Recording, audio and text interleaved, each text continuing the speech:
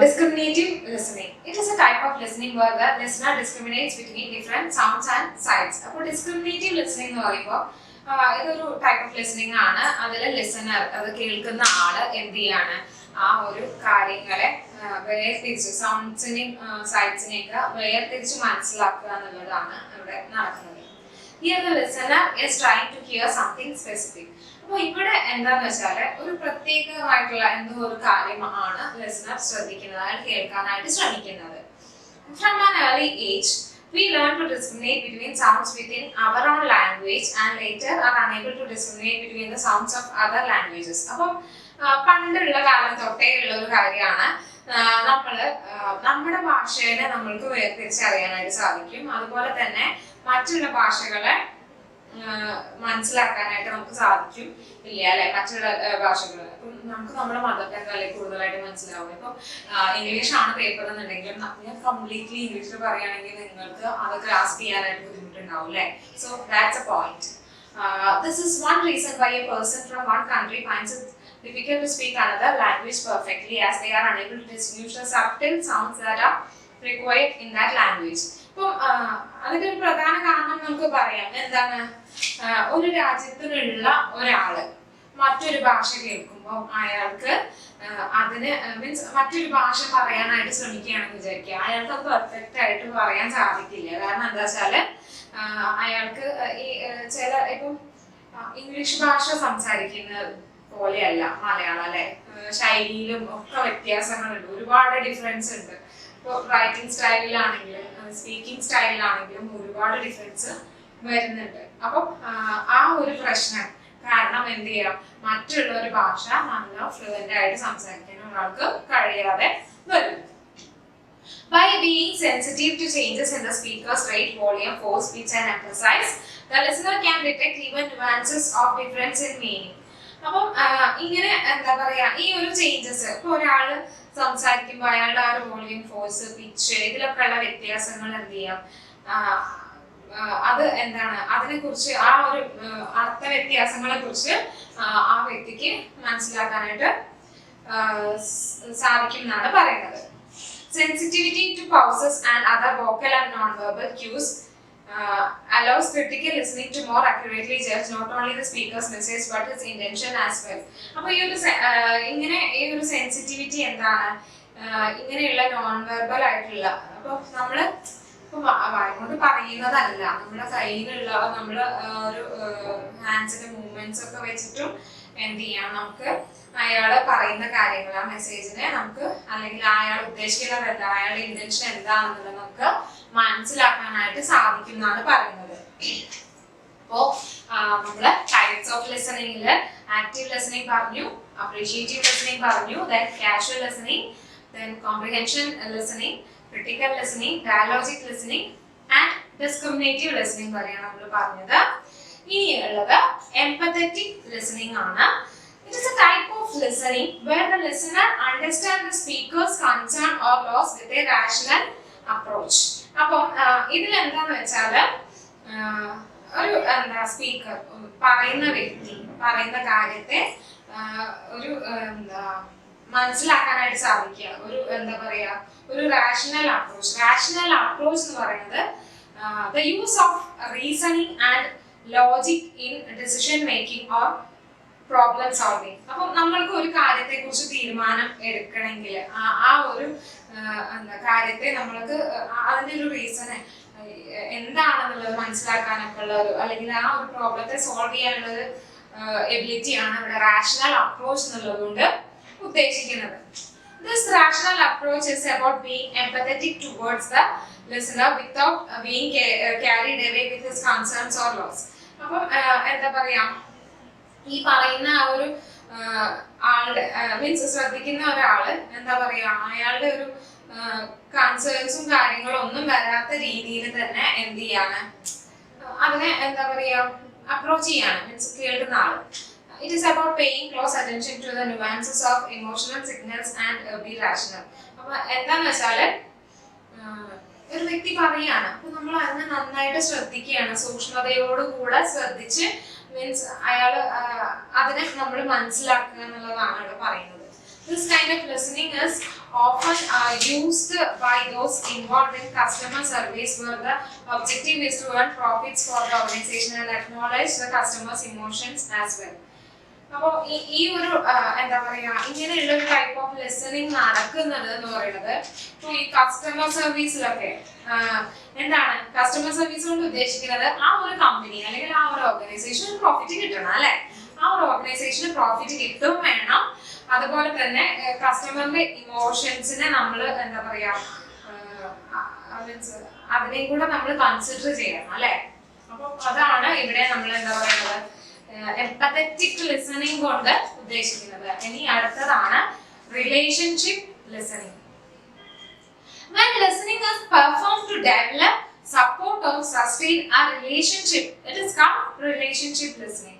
നമ്മൾ ഇപ്പൊ നമ്മൾ ഈ ലിസണിങ്ങിനെ കുറിച്ച് പറഞ്ഞ ആ ഒരു ബിഗിനിങ് സ്റ്റേജിൽ തന്നെ പറഞ്ഞു നമ്മൾ ഒരു റിലേഷൻഷിപ്പ് കീപ്പ് ചെയ്യാനായിട്ട് നമ്മൾ എന്ത് ചെയ്യണം, ചില കാര്യങ്ങള് ശ്രദ്ധിച്ച് വളരെയധികം ശ്രദ്ധയോടുകൂടി കേട്ടിരിക്കേണ്ട ഒരു സിറ്റുവേഷൻ വരുമെന്ന് പറഞ്ഞിട്ടുണ്ട് അല്ലെ.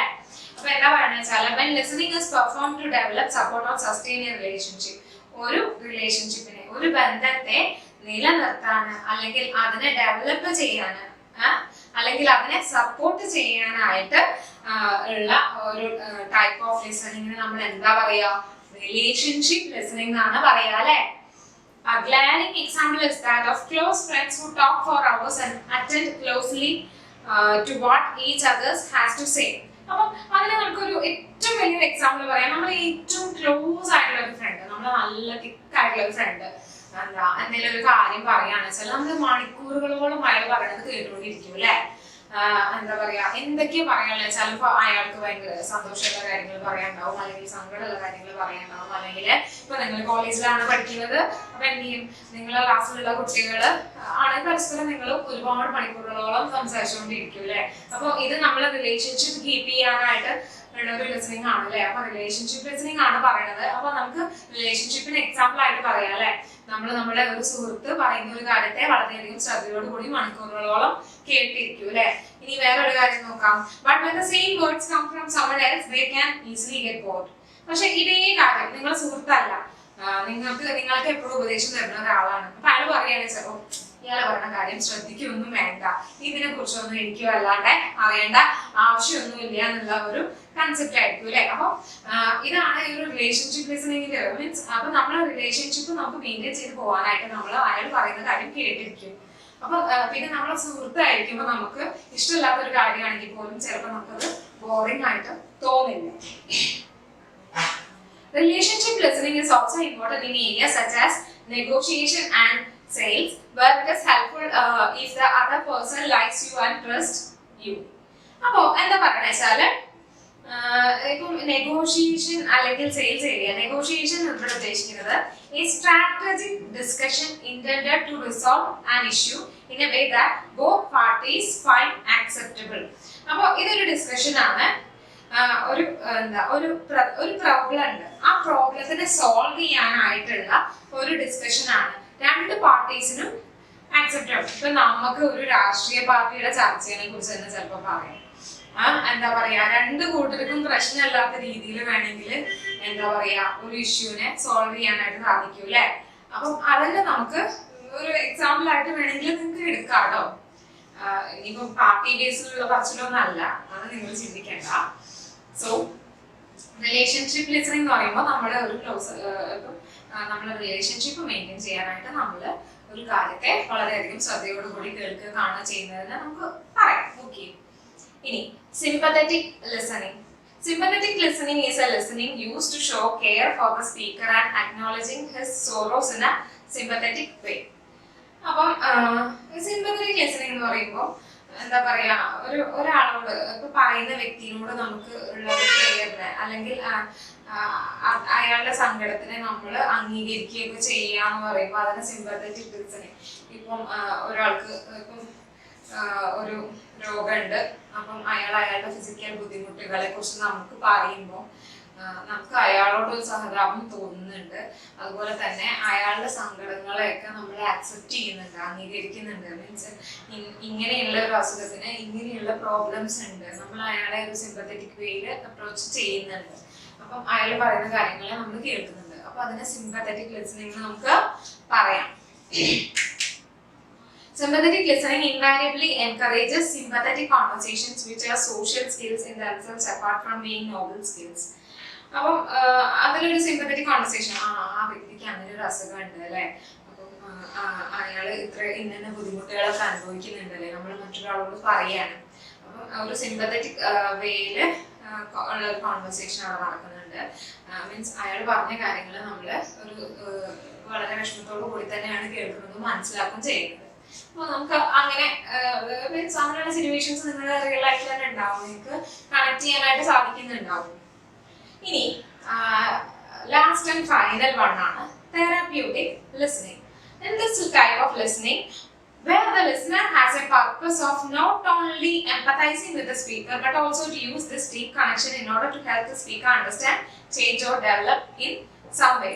അപ്പോൾ ഈ ഒരു ടൈപ്പ് ഓഫ് ലിസണിങ്ങിൽ അയാളോട് ഒരു സഹതാപം തോന്നുക അല്ലെങ്കിൽ എംപതി തോന്നുക എന്നുള്ളത് മാത്രമല്ല, അയാളുമായിട്ട് ഒരു ഡീപ്പ് കണക്ഷൻ വെച്ചിട്ട് അയാളുടെ കാര്യങ്ങൾ മനസ്സിലാക്കാനും മീൻസ് അയാളുടെ പ്രോബ്ലംസിനെ സോൾവ് ചെയ്യാനും അയാൾക്കുള്ള ഡെവലപ്മെന്റ്സ് ക്രിയേറ്റ് ചെയ്യാനും ഒക്കെ നമുക്ക് ഇതുവഴി സാധിക്കുന്നുണ്ട്.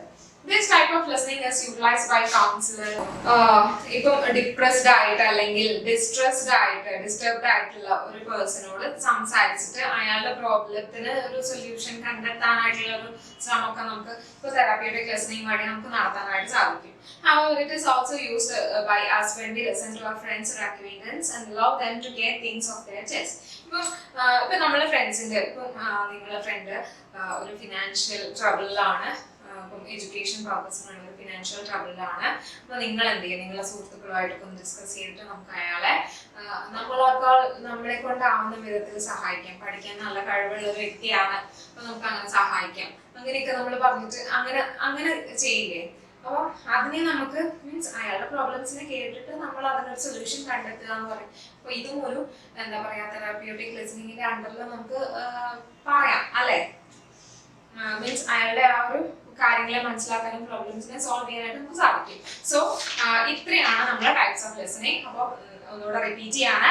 ഫസ്റ്റ് വൺ നമ്മൾ പറഞ്ഞത് ആക്റ്റീവ് ലിസണിങ് ആണ്, second one appreciative listening, third one is casual listening, then fourth one comprehension listening, next is critical listening, then dialogical listening, discriminative listening, empathetic listening, relationship listening, sympathetic listening, and the last one is therapeutic listening. So this topic is over here. The next topic is barriers to listening. അപ്പോൾ നമ്മൾ ഒരുപാട് listening എന്താണെന്ന് പറഞ്ഞു, types of listening പറഞ്ഞു. അപ്പൊ നമ്മൾ ഒരു കാര്യം ശ്രദ്ധിക്കുമ്പോൾ അവിടെ വരുന്ന തടസ്സങ്ങൾ, ബാരിയേഴ്സ്, അതെന്തൊക്കെയാണ്, അതെന്താന്ന് നമുക്ക് നോക്കാം അല്ലെ. അപ്പോ ബാരിയേഴ്സ് ടു ലിസണിങ്ങില് ഫസ്റ്റ് വരുന്നത് നോക്കാം, trying to listen to more than one conversation at a time. നമുക്ക് എല്ലാവർക്കും സംഭവിക്കുന്ന ഒരു കാര്യമാണ്.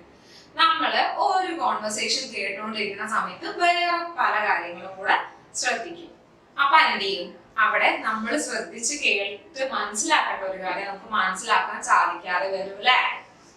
This includes having the television or radio on while attempting to listen to somebody while he or she speaks, or being on the phone to one person and talking to another person in the same room, and also being distracted by some dominant noise in the immediate environment.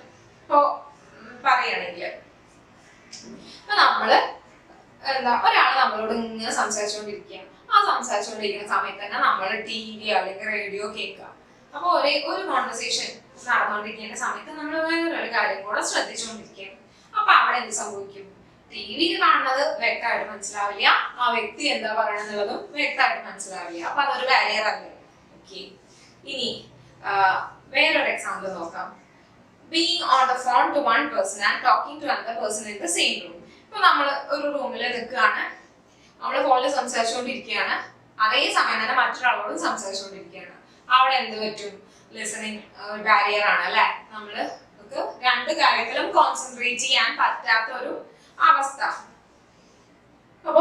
എന്ത് ചെയ്യും, അല്ലെങ്കിൽ പിന്നെ എന്താ പറയാ, നമ്മള് ഒരാളോട് സംസാരിച്ചുകൊണ്ടിരിക്കുന്ന സമയത്ത് തന്നെ ഇപ്പൊ നമ്മളെ ക്ലാസ് റൂമിലെ സിറ്റുവേഷൻ തന്നെ എടുക്കാം.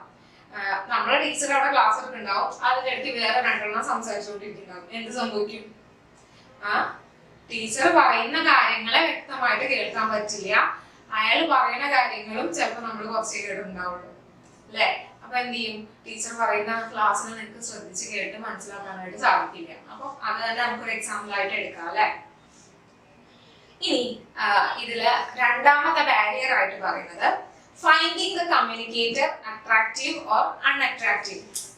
സംസാരിക്കുന്ന ആളെ കാണാൻ അത്ര പോരാ, അട്രാക്റ്റീവ് അല്ല, അത് ചിലപ്പോൾ ഒരു പ്രശ്നമാവും. ചില ആളുകൾക്കുള്ള ഒരു പ്രോബ്ലം ആണ് ഒരാളുടെ അപ്പിയറൻസിനെ വെച്ചിട്ട് അയാളെ ഇവാലുവേറ്റ് ചെയ്യുന്ന ഒരു കാര്യം. This is when you pay more attention to how you feel about the communicator and their physical appearance than to what they are saying. അപ്പൊ ഇയാളെ കാണാൻ അത്ര പോരാ, അപ്പൊ അയാൾക്ക് ഒന്നും അറിയണ്ടാവില്ല, അയാള് പറയണതൊന്നും ശ്രദ്ധിക്കേണ്ട ആവശ്യമില്ല എന്നുള്ളൊരു ചിന്താഗതി.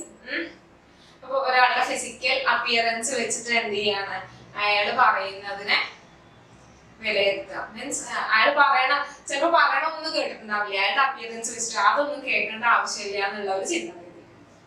Perhaps you simply don't like the speaker. You may mentally argue with the speaker and be fast to criticize either verbally or in your head. ഇപ്പം ഒരു വ്യക്തി നിങ്ങളോട് സംസാരിച്ചുകൊണ്ടിരിക്കുക, ആ വ്യക്തിയെ നിങ്ങൾക്ക് ഇഷ്ടേ അല്ല. അപ്പൊ എന്ത് ചെയ്യും, നിങ്ങൾ മനസ്സിൽ ആർഗ്യൂ ചെയ്യും ആ സ്പീക്കറുമായിട്ട്.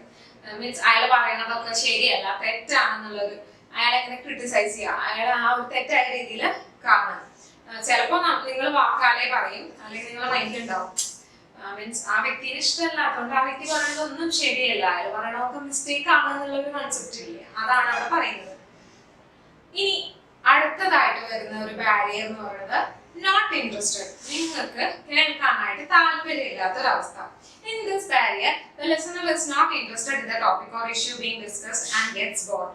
അപ്പം കേൾക്കാനായിട്ട് ഇഷ്ടമില്ലാത്ത കാര്യങ്ങളാണെങ്കിൽ പെട്ടെന്ന് ബോറടിക്കും, അപ്പൊ നമുക്ക് ശ്രദ്ധിക്കാനായിട്ട് സാധിക്കില്ല അല്ലെ. ചില ടോപ്പിക്സ് അങ്ങനെയായിരിക്കും, നമുക്ക് വലിയ താല്പര്യം ഉണ്ടാവില്ല കേൾക്കാന്, അപ്പൊ എന്താണ്, ഇൻട്രസ്റ്റിംഗ് അല്ല.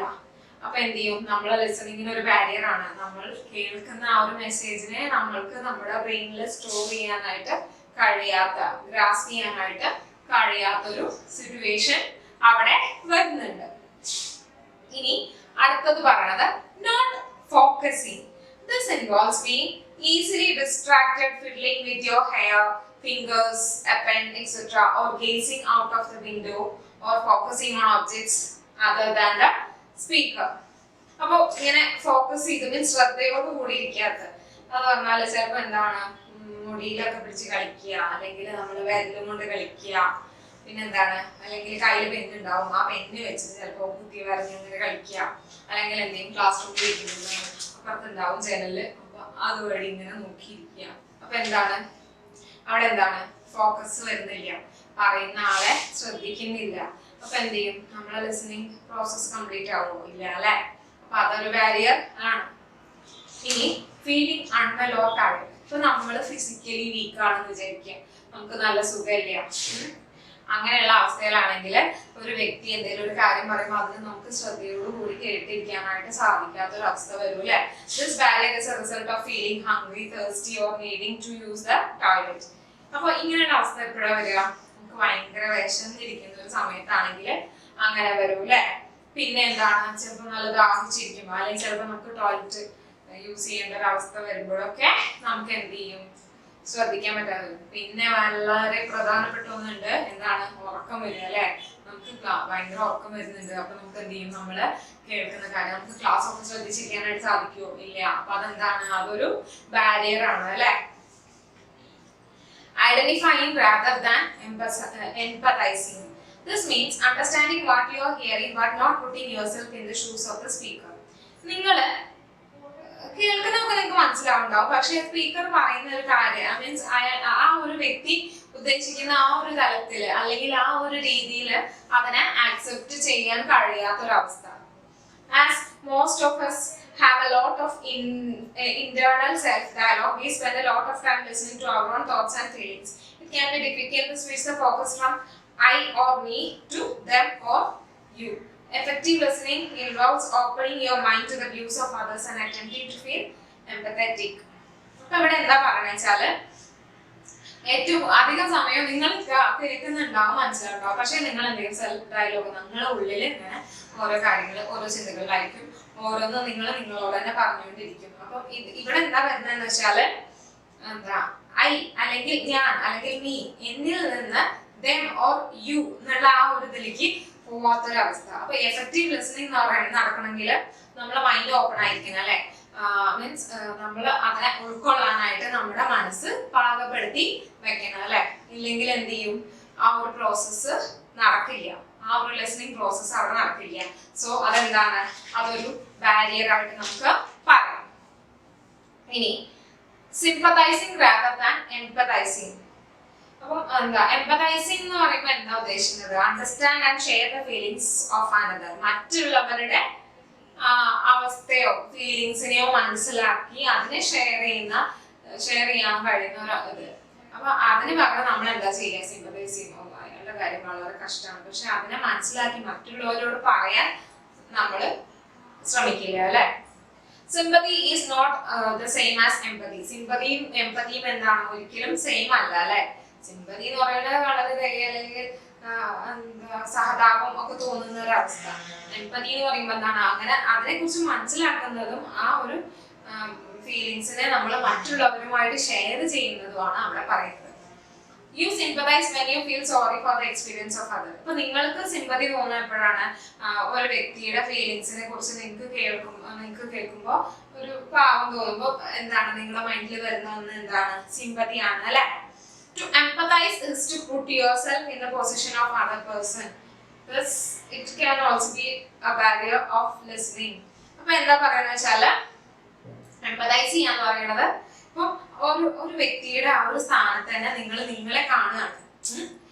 അപ്പം ഞാനാണ് ആ വ്യക്തി എന്നുണ്ടെങ്കിൽ ഞാൻ എന്ത് ചെയ്യുമായിരുന്നു എന്നുള്ള ഒരു ചിന്തയില്ലേ? അപ്പൊ അതാണ്. അപ്പൊ ഇത് ഒരു എന്താ പറയാ ബാരിയർ ആണ് ലിസണിങ്ങിന്. ഇനി അടുത്തത് പറയുന്നത് prejudice or bias. Prejudiced എന്ന് പറഞ്ഞാൽ എന്താണ്? നമ്മൾ ഒരു മുൻവിധി അല്ലെങ്കിൽ ഒരു മുൻധാരണ, ഒരു കാര്യത്തിനെ കുറിച്ച് നമ്മൾക്ക് മുൻകൂട്ടി നമ്മൾ ചിന്തിച്ചു വെക്കല്ലോ, ആ ഒന്ന്. ബയാസ്ഡ് എന്ന് പറയുമ്പോൾ എന്താണ്? Showing an unreasonable like or dislike for someone or something based on personal opinion. നമ്മുടെ പേഴ്സണൽ ഒപ്പീനിയൻ വെച്ചിട്ട് ഒരാളോട് ഒരു ലൈക്ക് ഇഷ്ടമോ അല്ലെങ്കിൽ ഒരു ഇഷ്ടക്കേടോ തോന്നുന്നൊരു ഇത്. When the listener is biased by race, gender, age, religion, accent, and/or past experience, it creates a barrier in his or her listening capability. അപ്പോൾ നമ്മള് ശ്രദ്ധിക്കുന്ന ആളുടെ ഒരു റേസ്, അയാളുടെ ഒരു ജെൻഡർ, അല്ലെങ്കിൽ അയാളുടെ ഒരു ഏജോ റിലീജിയനോ, അല്ലെങ്കിൽ അയാളുടെ ഒരു ആക്സെന്റോ, അല്ലെങ്കിൽ ഒരു പാസ്റ്റ് പണ്ടത്തെ ഒരു എക്സ്പീരിയൻസ് ഒക്കെ എന്താണ് ഒരു ലിസണിങ്ങിന് വരുന്ന ഒരു ലിസണിങ് ക്യാപ്പബിലിറ്റിയിൽ വരുന്ന ഒരു തടസ്സമാണ്. സോ എന്താ പറയാ, പ്രെജുഡൈസ് അല്ലെങ്കിൽ ബയാസ്ഡ് എന്ന് പറയുമ്പോൾ നമ്മൾ ഒരു വ്യക്തിനെ മീൻസ് അയാളുടെ ഒരു അപ്പിയറൻസ് വെച്ച് ഓൾറെഡി പറഞ്ഞല്ലോ, ഇപ്പൊ ഒരു ലേഡിയാണ്, അപ്പൊ സ്ത്രീകൾ ചെയ്താൽ അത് ശരിയാവില്ല, അല്ലെങ്കിൽ ഒരു പുരുഷൻ അല്ലെങ്കിൽ വേറൊരു റിലീജിയനിൽ പെട്ട ഒരാളാണ്, അതായത് അങ്ങനെയുള്ള ഒരു ചിന്താഗതി ഉണ്ടല്ലോ. അങ്ങനെയുള്ള ഒരു ചിന്താഗതി എന്താണ് ഈ ഒരു ലിസണിങ് കേപ്പബിലിറ്റിയിൽ വരുന്ന ഒരു ബാരിയർ ആണ്. മീൻസ് നമ്മളുടെ ഒരു മുൻവിധി വെച്ചിട്ട് നമ്മൾ ഒരാളോട് ബിഹേവ് ചെയ്യാന്നുള്ളൊരു കൺസെപ്റ്റ് ഇല്ലേ, അത്. ഇനി having pre conceived ideas or bias. Effective listening includes being open-minded to the ideas and opinions of others. This does not mean you have to agree, but should listen and attempt to understand. അപ്പോൾ നമ്മൾ മുൻകൂട്ടി ഉള്ള എല്ലാം pre planned ആയിരിക്കും. ഇപ്പോൾ effective ലിസണിൽ നമുക്ക് വേണ്ട ഒരു പ്രധാനപ്പെട്ട കാര്യം എന്താണ്? ഒരു ഓപ്പൺ മൈൻഡ്നെസ് ആണ്. അപ്പം എന്താ മറ്റുള്ളവരുടെ ഐഡിയാസിനെയും ഒപ്പീനിയൻസിനെയും ഒക്കെ കേൾക്കാനും അവർ പറയുന്ന കാര്യങ്ങളെ എഗ്രി ചെയ്യാനും ശ്രദ്ധിക്കാനും മനസ്സിലാക്കാനും ഒക്കെ ഉള്ള ഒരു ശ്രമല്ലേ അത്. അപ്പം അത് ഇല്ലാന്നുണ്ടെങ്കിൽ എന്ത് സംഭവിക്കും? അതൊരു ബാരിയർ ആണ്. അപ്പൊ എന്താണ്, നമ്മൾ ഓൾറെഡി മൈൻഡിൽ സെറ്റ് ചെയ്ത് വെച്ചിരിക്കുകയാണ്, ഇങ്ങനെയാണ് എന്താ പറയാ, മീൻസ് അയാൾ പറയുന്ന കാര്യത്തിന് ആക്സെപ്റ്റ് ചെയ്യാൻ നമ്മൾ മൈൻഡ് റെഡി അല്ല എന്നുണ്ടെങ്കിൽ അവിടെ ഒരു ബാരിയർ ആണ്. എന്താ നമുക്ക് പറയുന്ന കാര്യത്തെ വ്യക്തമായിട്ട് ശ്രദ്ധിക്കാനോ മനസ്സിലാക്കാനോ സാധിക്കാത്ത ഒരു അവസ്ഥ വരും. Making judgments, thinking or imagining, for example, that a person is not very bright or is underqualified, so there is no point listening to what they have to say. ഇപ്പൊ നമ്മൾ ഓൾറെഡി ജഡ്ജ്മെന്റ് നടത്തുകയാണ്, നമ്മൾ already ഇങ്ങോട്ട് പറയാണ് എന്താണ്, ഇപ്പം അതിനെ ചിന്തിച്ചു വെക്കുകയാണ്. ഇപ്പം ഒരു ഉദാഹരണം ഇവിടെ പറയുന്നുണ്ട്. ഇപ്പം ഒരാള് ഭയങ്കര ബ്രൈറ്റ് ഒന്നും അല്ല, പിന്നെ ക്വാളിഫിക്കേഷൻ കുറച്ച് കുറവാണ്, പക്ഷെ അപ്പൊ അങ്ങനെയുള്ള ഒരാള് എന്താ പറയാന്നുള്ളതിനെ ശ്രദ്ധിക്കേണ്ട എന്നുള്ള ഒരു മനോഭാവമില്ലേ, അതൊരു ബാരിയർ ആണ്. ഇനി previous experiences, we are all influenced by previous experiences in life. നമ്മളെ ലൈഫില് നമുക്ക് മുന്നേ ഉണ്ടായിട്ടുള്ള ഒരു അനുഭവം വെച്ചിട്ട് നമ്മള് ഒരു കാര്യത്തെ കാണുക എന്നുള്ളതില്ലേ. നമ്മളെ മുന്നേ നമുക്ക് ഇങ്ങനെ ഒരു അനുഭവം ഉണ്ടായിട്ടുണ്ട്, അതുകൊണ്ട് ഇനിയും അതുപോലെ സംഭവിക്കുന്നുള്ളൊരു ധാരണ. ഇപ്പൊ ഇവിടെ എക്സാമ്പിൾ തന്നെ പറയുന്നുണ്ട്. We respond to people based on personal appearances, how initial introductions or welcomes were received and or previous interpersonal encounters. അപ്പൊ എന്താ പറയുക വെച്ചാല് ഒരു വ്യക്തിയുടെ ഒരു പേഴ്സണൽ അപ്പിയറൻസ് വെച്ചിട്ടായിരിക്കും നമ്മൾ ആ വ്യക്തിയോട് റെസ്പോണ്ട് ചെയ്യാം. പിന്നെ പറയണത് എന്താണ്, അയാള് ആദ്യം നടത്തിയിട്ടുള്ള ഒരു ഇൻട്രൊഡക്ഷൻ അല്ലെങ്കിൽ അയാള് നമ്മളെ സ്വീകരിച്ച ഒരു രീതി. പിന്നെ പറയണത് പ്രീവിയസ് ഇന്റർപേഴ്സണൽ എൻകൗണ്ടേഴ്സ്, മീൻസ് ഇതിനു മുന്നേ അയാളുമായിട്ടുണ്ടായിട്ടുള്ള ഒരു എന്താ പറയാ കമ്മ്യൂണിക്കേഷനെ ബേസ് ചെയ്തിട്ടോ ഒക്കെ നമുക്ക് മീൻസ് ചിലപ്പോൾ അയാളെ ശ്രദ്ധിക്കാനുള്ള ഒരു പ്രോബ്ലം ഉണ്ടാവും. ചില ആൾക്കാർ നല്ല ഇതായിരിക്കും, മീൻസ് നല്ലൊരു നന്നായിട്ട് നമ്മൾ അയാളായിട്ട് നല്ലൊരു കോൺവെർസേഷൻ ഉണ്ടായിട്ടുണ്ടാവും, അപ്പൊ അയാൾ പറയുന്ന കാര്യങ്ങൾ പിന്നെയും കേൾക്കാനായിട്ടുള്ള ഇൻട്രസ്റ്റ് ഉണ്ടാവും. ചിലപ്പോൾ അങ്ങനെയുള്ള അനുഭവം ആയിരിക്കില്ല, നെഗറ്റീവ് ആയിട്ടുള്ള ഒരു അപ്രോച്ച് ആയിരുന്നു അയാളുടെ ഭാഗത്ത് നിന്ന് ഉണ്ടായെന്നുള്ള വെച്ചാല് അയാൾ പിന്നീട് പറയുന്ന കാര്യങ്ങൾ ശ്രദ്ധിക്കാൻ നമുക്കൊരു താല്പര്യക്കുറവ് വരും. If we stereotype a person who we become less objective and therefore less likely to listen effectively. ഇപ്പൊ നമ്മൾ ഒരാളെ സ്റ്റീരിയോടൈപ്പ് ചെയ്യാണ്, means a mistaken idea. Stereotype എന്ന് ഉദ്ദേശിക്കുന്നത് mistaken idea or belief many people have about a thing or group. അപ്പൊ പറഞ്ഞാല് എന്താ തെറ്റായിട്ടുള്ള ഒരു ധാരണ ഒരു വ്യക്തിയെ കുറിച്ച് നിങ്ങളുടെ മനസ്സിലുണ്ടാവുകയാണ്. അപ്പൊ എന്താ വെച്ചാൽ based upon how they look on the outside, which may be untrue or only partly true. ഇപ്പൊ നിങ്ങൾ അല്ല നോക്കുക, ചിലപ്പോ നിങ്ങളെ ധാരണ തെറ്റായിരിക്കാം, ചിലപ്പോ കുറച്ചേ ശരി ഉണ്ടാവുള്ളൂ, ചിലപ്പോ മുഴുവനായിട്ട് തെറ്റായിട്ടുള്ള ഒരു ധാരണയാവാം. പക്ഷെ നമ്മളൊരു മുൻധാരണ വെച്ചിട്ടുള്ള നമ്മളുടെ ഒരു അപ്രോച്ച് ഉണ്ടല്ലോ, അതാണ് അവിടെ പറയുന്നത്. പിന്നെ പറയുന്നതാണ് pre occupation. When we have a lot on our minds, we can fail to listen to what is being said as we are too busy concentrating on what we are thinking about. ഇപ്പൊ നമുക്ക് എല്ലാവർക്കും ഉള്ളൊരു problem ആണ്, നമ്മൾ എപ്പോഴും എന്തെങ്കിലും ചിന്തയിലായിരിക്കും. അപ്പൊ നമ്മളെ മനസ്സിൽ ഇങ്ങനെ ഓരോ ചിന്തകളും ഇങ്ങനെ വന്നു പോയിക്കൊണ്ടിരിക്കുകയായിരിക്കും. അപ്പൊ നമ്മളോട് ഒരാളൊരു കാര്യം പറയുകയാണ്, ചിലപ്പോൾ അതൊന്നും നമ്മൾ കേൾക്കുന്നുണ്ടാവില്ല. അയ്യോ എനിക്കിപ്പോ നാളെ ക്ലാസ്സിന് പോകണമല്ലോ, അല്ല എനിക്ക് നാളെ ക്ലാസ് കേൾക്കണല്ലോ, അപ്പൊ എനിക്ക് നാളെ ജോലിക്ക് പോകണം, ക്ലാസ്സും കേൾക്കണം, അപ്പൊ രണ്ടും കൂടെ എങ്ങനെയാ നടക്കുക? അപ്പൊ ഇതൊക്കെയാവും ചിന്തിക്കുന്നത്. അപ്പൊ ഈ ഒരു ഇത് വെച്ചിട്ടായിരിക്കും വേറെ എന്തെങ്കിലും പരിപാടി കൂടെ ചെയ്യാനുണ്ടാവും. അപ്പൊ ഈ ഒരു ഇത് വെച്ചിട്ട് നമ്മൾ എന്തെങ്കിലും ക്ലാസ് ശ്രദ്ധിക്കും, എന്ത് സംഭവിക്കും, നമുക്ക് എന്താ ക്ലാസ് രണ്ടിലും കോൺസെൻട്രേറ്റ് ചെയ്യാൻ പറ്റാത്ത ഒരു സിറ്റുവേഷൻ വരും. This is particularly true when we feel stressed or worried about issues. അതന്നെയാണ് നമ്മൾ പറഞ്ഞത്, നമ്മൾ എന്തെങ്കിലും ഒരു ഇഷ്യൂ ഉണ്ടാവുക, അപ്പൊ അതിനെ കുറിച്ച് നമ്മൾ ആലോചിച്ച് ഭയങ്കര സ്ട്രെസ്ഡ് ആണ്, അങ്ങനെ വറീസ് ഒക്കെ ഉണ്ടെങ്കിൽ നമ്മൾ മറ്റൊരാൾ പറയുന്ന ഒരു കാര്യത്തെ വളരെയധികം ശ്രദ്ധയോടുകൂടി കേൾക്കാനും അല്ലെങ്കിൽ അതിനെ മനസ്സിലാക്കാനും ഒന്നും നമുക്ക് സാധിക്കാത്ത ഒരു അവസ്ഥ വരും. Having a closed mind. ഇനി ലാസ്റ്റ് മണ്ണാണ് പറഞ്ഞത്, having a closed mind. We all have ideas and values that we believe to correct, and it can be difficult to listen to the views of others that contradict our own opinions. ഇപ്പൊ നമുക്ക് ഓരോരുത്തർക്കും നമ്മുടേതായിട്ടുള്ള ചിന്താഗതിയും നമ്മുടേതായിട്ടുള്ള മൂല്യങ്ങളും നമുക്ക് ഉണ്ടാവും അല്ലെ. അപ്പൊ അത് ശരിയാണെന്നുള്ളൊരു ധാരണയായിരിക്കും നമ്മുടെ മനസ്സിൽ.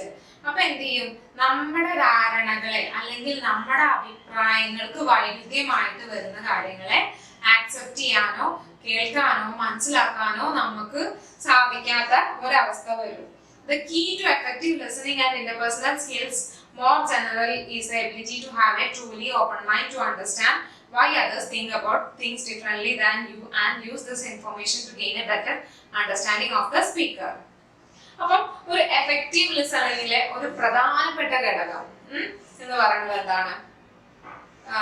ഇന്റർപേഴ്സണൽ സ്കിൽസ് മീൻസ് എന്താ പറയാ, അതിനെ മനസ്സിലാക്കാനുള്ള ഒരു ഓപ്പൺ മൈൻഡ്, നമ്മുടെ ഒരു തുറന്ന മനസ്സാണ് നമുക്ക് എപ്പോഴും വേണ്ടത്.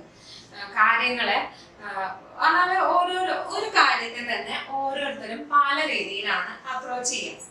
അപ്പൊ ആ ഒരു ഡിഫറൻസിനെ മനസ്സിലാക്കാനും എന്താ നമുക്ക് സാധിച്ചാല്, ആ ഒരു ഇൻഫർമേഷനെ അങ്ങനെ ഒരു രീതിയിൽ യൂസ് ചെയ്യാനായിട്ട് നമുക്ക് സാധിക്കുകയാണെങ്കിൽ നമുക്ക് എന്ത് ചെയ്യും, ആ ഒരു വ്യക്തി പറയുന്ന കാര്യത്തെ കുറച്ചും കൂടെ വ്യക്തമായിട്ട് ക്ലിയർ ആയിട്ട് മനസ്സിലാക്കാനായിട്ട് സാധിക്കും അല്ലെ. സോ നമ്മള് ഇവിടെ ഹിയറിംഗ് ആൻഡ് ലിസണിംഗ് എന്നുള്ള ടോപ്പിക്കിനെ കുറിച്ചാണ് പറഞ്ഞുകൊണ്ടിരിക്കുന്നത്. അപ്പൊ അതിൽ നമ്മൾ എന്തൊക്കെയാ പറഞ്ഞത്? ടൈപ്സ് ഓഫ് ലിസണിംഗ് പറഞ്ഞു, അതിന്റെ ബാരിയേഴ്സും പറഞ്ഞു അല്ലെ, അതിന്റെ തടസ്സങ്ങൾ. പലതരം ലിസണിംഗും ഉണ്ട്. അതുപോലെ തന്നെ ഈ ലിസണിംഗ് എന്നുള്ള ഒരു പ്രോസസ്സ് നടക്കുന്നതിന്റെ ഇടയിൽ നമുക്ക് ഒരുപാട് തടസ്സങ്ങൾ അല്ലെങ്കിൽ ബുദ്ധിമുട്ടുകളും വരുന്നുണ്ട് അല്ലെ. അതെന്തൊക്കെയാന്നുള്ളതും നമ്മൾ ഡിസ്കസ് ചെയ്തു. ഇനി അടുത്തതായിട്ട് പറയാൻ പോണത് top down and bottom up approaches to listening. അപ്പം ഈ ടോപ്പ് ഡൗൺ അപ്രോച്ച് എന്ന് പറയുന്നത്, top down approach means focusing on the big picture and general meaning of a listening text. അപ്പം ഒരു എന്താ പറയാ, നമ്മള് ആ ഒരു ജനറൽ മീനിങ് അല്ലെങ്കിൽ അതിന്റെ ഒരു മെയിൻ ഐഡിയനെ ലിസൺ ചെയ്യുക, ഒരു ടെക്സ്റ്റിലുള്ള അതിനെ ലിസൺ ചെയ്യുക എന്നുള്ളതാണ് പറയുന്നത്. Often the starting point is to discuss the topic and then to use a gist or extensive task to listen for the overall meaning. അപ്പം സ്റ്റാർട്ടിംഗ് പോയിന്റ് എങ്ങനെയായിരിക്കും? ആ ഒരു ടോപ്പിക്കിനെ കുറിച്ചുള്ള ഡിസ്കഷൻ ആയിരിക്കും നടക്കുക. പിന്നെ എന്ത് ചെയ്യും, നമ്മൾ ആ ഒരു ടോപ്പിക്കിനെ കുറിച്ചിട്ടുള്ള മെയിൻ ഐഡിയ വെച്ചിട്ട് എന്ത് ചെയ്യും, അതിന്റെ ഒരു ഓവറോൾ മീനിങ്ങിനെ മനസ്സിലാക്കി എടുക്കും അല്ലെ. Top down strategies rely on students knowing something about the topic and either knowing how particular exchanges in certain social situations work, that is the functional and situational language common to certain exchanges, or what chunks of language fit the particular topic or situation. So ഇവിടെ എന്താ പറയണമെന്ന് വെച്ചാല്, top down strategies relay on students knowing something about the topic. അപ്പൊ എന്നാല് കുട്ടികൾക്ക് ഈ ഒരു ടോപ്പിക്കിനെ കുറിച്ച് ചില കാര്യങ്ങളൊക്കെ അറിയുന്നുണ്ടാവും. അപ്പൊ ഇതിന്റെ രണ്ടിന്റെ ഒരു ഡിഫറൻസ് എന്താ പറയാ മനസ്സിലാക്കാന് ഒക്കെ സാധിക്കുന്നത്. അതേപോലെ തന്നെ ചങ്ക്സ് എന്ന് പറയുന്നത് the syntax or the arrangement of words and chunks of languages. Chunks of languages നമ്മൾ ഉദ്ദേശിക്കുന്നത് എക്സ്പ്രഷൻ ഇല്ലേ, അതാണ് ഇവിടെ ഉദ്ദേശിക്കുന്നത്. With a particular topic or situation. ആ ഒരു സിറ്റുവേഷനെ ഫിറ്റ് മീൻസ് ആ സിറ്റുവേഷന് ഓക്കെ ആയിട്ടുള്ള ടൈപ്പ് ഓഫ് ഒരു ടോപ്പിക് അല്ലെങ്കിൽ സിറ്റുവേഷൻ എന്നുള്ളതാണ് അവിടെ ഉദ്ദേശിക്കുന്നത്. ഇനി ടോപ്പ് ഡൗൺ പ്രോസസ്സിംഗ് ആണ് അടുത്തത് പറയുന്നത്. Top-down processing is the idea that to process and understand a text, we start with higher level features.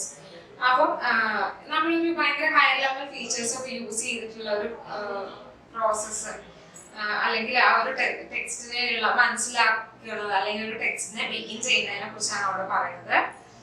Background knowledge, context, overall meaning and proceed through a series of steps down to lower level semantic, syntactical and phonological features.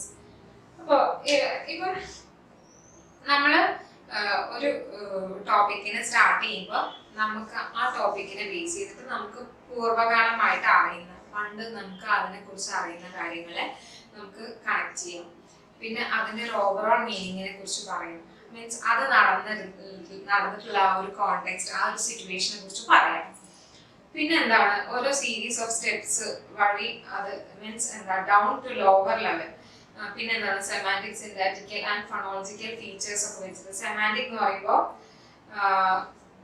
Related to the meaning of language or logic, അതാണ് semantic എന്നുള്ളത് ഉദ്ദേശിക്കുന്നത്. പിന്നെ syntactical എന്ന് പറയുമ്പോൾ relations to be determined by syntax. Syntax എന്താണ് arrangement of words and phrases to create well-formed sentences in a language. അപ്പോൾ എന്താണ് ഈ വാക്കുകളെ ഫ്രേസസിനെയൊക്കെ അറേഞ്ച് ചെയ്തിട്ടുള്ള ഒരു ഇതിനെയാണ് നമ്മൾ ലാംഗ്വേജിൽ ഉള്ള വേർഡ്സിനെയും അതുപോലെ തന്നെ ഫ്രേസസിനെയൊക്കെ അറേഞ്ച് ചെയ്തിട്ടുള്ള ഒരു ഇതിനെയാണ് നമ്മൾ എന്ത് ചെയ്യുന്നത് സിന്റാക്സ് എന്ന് പറയുന്നത്. പിന്നെ ഫോണോളജിക്കൽ ഫീച്ചേഴ്സ് ആണ്. ഫോണോളജിക്കൽ ഫീച്ചേഴ്സ് എന്ന് പറയുമ്പോൾ ഫോണിക്സ് നമുക്കറിയാം റിലേറ്റ്. സോ ഇവിടെ എന്താ പറയണെന്ന് വെച്ചാൽ the contextual information at the top can come from the knowledge about the word.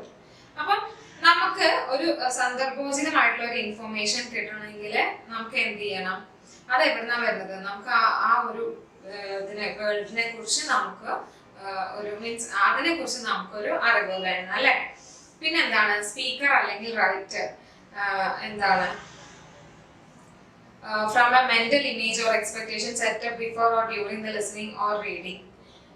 Or from predictions based on the probability of one word following the another. ഇപ്പോൾ നമുക്ക് predications വെച്ചിട്ട് എന്ത് ചെയ്യാം, അങ്ങനെയുള്ള കണക്ഷൻസ് നടത്താം അല്ലെ. ഇപ്പൊ സ്കീമ എന്ന് പറയുമ്പോൾ a mental structure to help us understand how things work. ഇപ്പം നമുക്ക് എങ്ങനെയാണ് ആ കാര്യം ഓക്കെ ആവുക, എങ്ങനെയാണ് സിറ്റുവേഷൻസ് വർക്ക് ചെയ്യുക എന്നുള്ളത് നമുക്ക് അതിനെ കുറിച്ചിട്ടുള്ള ഒരു ക്ലിയർ കട്ട് ഐഡിയ കിട്ടുന്നത് വഴി.